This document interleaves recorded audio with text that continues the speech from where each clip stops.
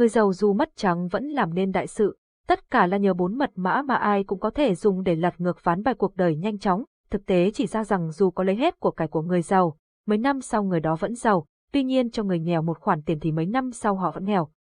Sự thật này bắt nguồn từ 4 điều dưới đây. Ông trùm dầu mỏ Rockefeller từng nói, dù có lột sạch quần áo của tôi và ném vào sa mạc Sahara, với 2 điều kiện thời gian và một đoàn lữ hành đi qua, chẳng bao lâu nữa tôi cũng sẽ trở thành một triệu phú mới.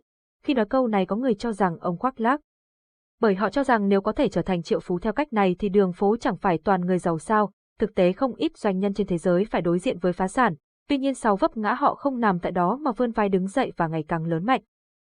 Vậy tại sao người giàu có thể ngược chiều gió để đi lên? 5 mật mã của sự giàu có dưới đây là bí mật giúp họ có thể làm nên những điều phi thường. 1. Tư duy vượt thời gian và khi bất kỳ một việc gì những doanh nhân kiệt xuất luôn giữ cho mình một đường lui, nếu không sẽ khó có nghị lực để quản lý tài sản của bản thân. Lo lắng này là có cơ sở. Trong kinh tế học có một khái niệm mang tên sự khan hiếm. Điều đó có nghĩa là những gì bạn đang thiếu sẽ chiếm lấy não bộ, năng lượng và thu hẹp năng lực nhận thức của bạn.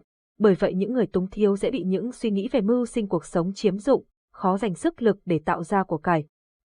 Với người giàu, họ đã hình thành tư duy vượt thời gian và có một nguồn vốn để đảm bảo trong những trường hợp khó khăn nhất, bởi nếu không họ sẽ phải chịu cảnh vật lộn để tồn tại, không còn năng lượng để tạo ra của cải, khi đó thất bại là điều không thể tránh khỏi. 2. Không ngừng học hỏi.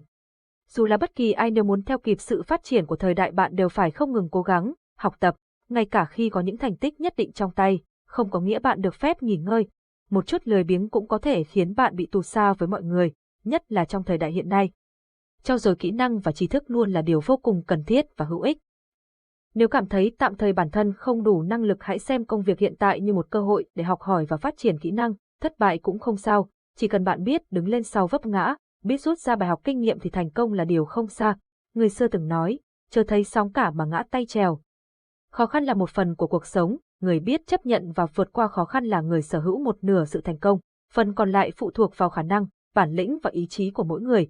3. Tư duy chủ động. Những người có nhiều tiền bạc và giàu có thường dành phần lớn thời gian của mình trong vai trò nhà cung cấp hơn là người tiêu dùng. Để kiếm được nhiều tiền, bạn phải hiểu người dùng của mình là ai và bạn có thể giải quyết vấn đề gì. Nếu đi lại bất tiện, bạn có thể kiếm tiền từ lĩnh vực này bằng cách phát triển gọi xe công nghệ thay vì taxi truyền thống.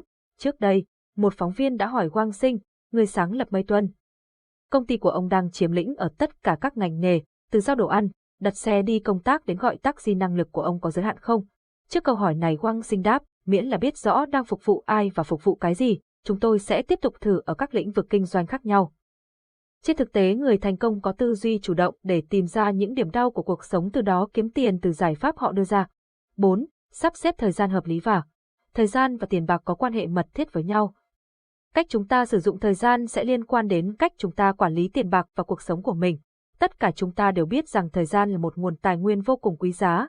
Nếu không biết cách sử dụng nó hợp lý thì thực tế bạn đang lãng phí nguồn tài nguyên sẵn có không thể lấy lại được.